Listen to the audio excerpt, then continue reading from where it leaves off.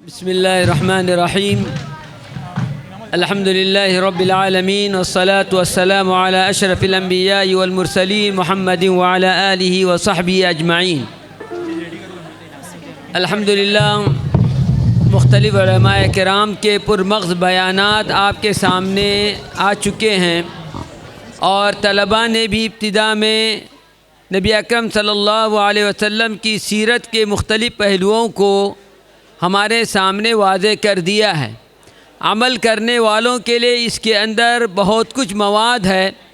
اللہ تعالی جو کچھ ہم نے سنا ہے اس پر عمل کرنے کی ہم کو توفیق دے۔ رات بھی بہت آگے بڑھ رہی ہے اور ہم کو فجر کی نماز بھی انشاءاللہ باجماعت ادا کرنی ہے۔ جیسے کہ کوئز کے اندر ایک سوال تھا کہ رکعتا الفجر خیر من الدنیا وما فیہا، فجر کی سنت 2 رکعتیں، اس کا ثواب دنیا کی پوری دولت مل کر بھی اس کے ثواب کے برابر نہیں ہو سکتا۔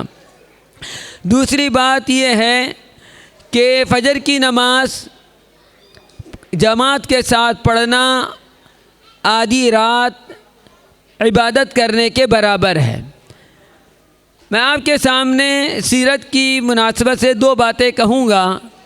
ایک تو بات یہ ہے کہ ماشاءاللہ ان بچوں نے آپ کے سامنے نبی اکرم صلی اللہ علیہ وسلم کی سیرت کے متعلق بہت ساری معلومات دی ہیں۔ ہم اپنے سرپرست ہونے کی حیثیت سے اور ان بچوں کے والدین ہونے کی حیثیت سے ہماری ذمہ داری یہ بنتی ہے کہ نبی اکرم صلی اللہ علیہ وسلم نے بچوں کی جس طرح تربیت کی ہے اس تربیتی اصول کو ہم بھی اپنانے والے ہوں۔ نبی اکرم صلی اللہ علیہ وسلم نے بچوں کے ساتھ شفقت فرمائی، ان کو سلام فرمایا کرتے تھے، پیار و محبت کے ساتھ ان سے پیش آتے تھے۔ چھوٹے بچوں کو انہی کی عقل اور انہی کے درجے میں اتر کر ان سے گفتگو کیا کرتے تھے۔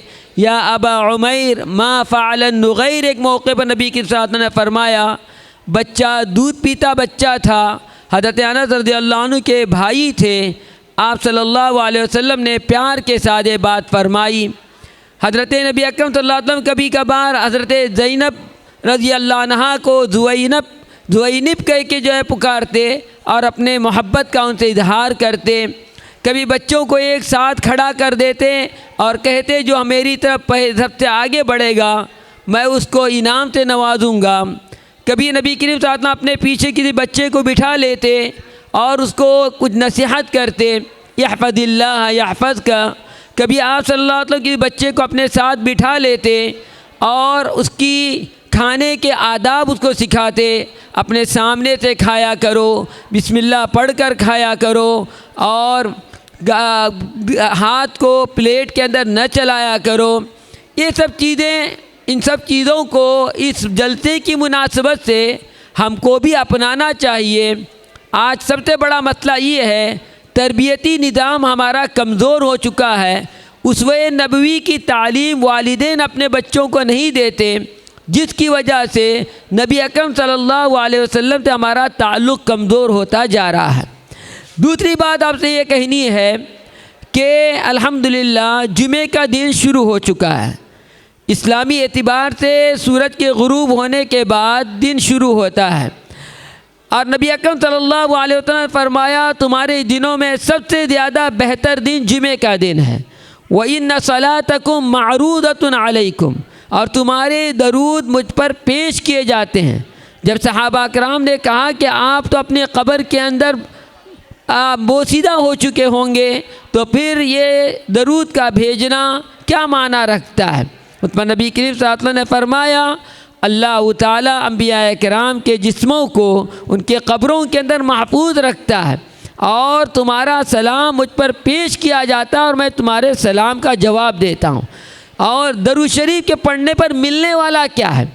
1 مرتبہ درود شریف پڑھیں گے 10 رحمتیں نازل ہوں گی، 10 گناہ معاف ہوں گے، 10 درجات بلند ہوں گے۔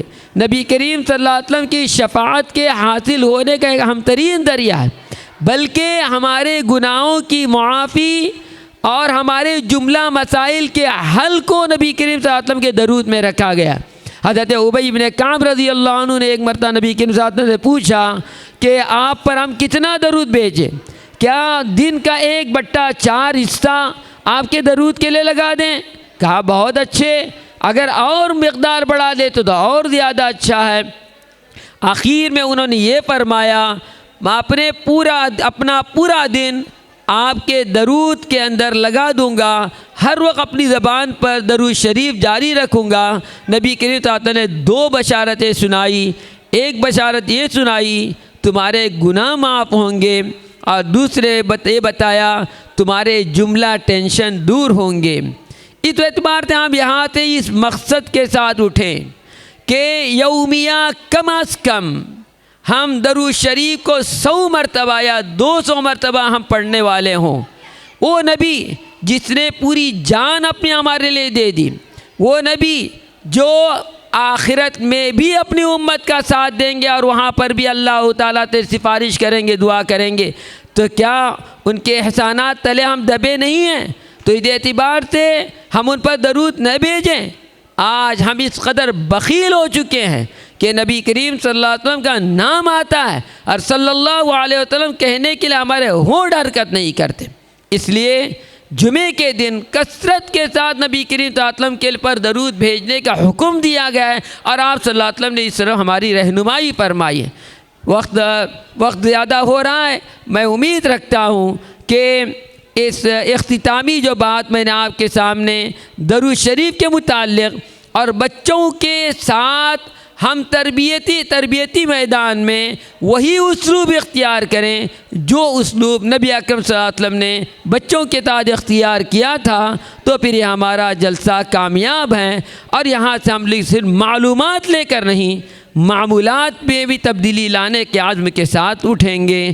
وصلی اللہ علی نبینا محمد وعلی آلہ وصحبہ اجمعین والحمد للہ رب العالمین۔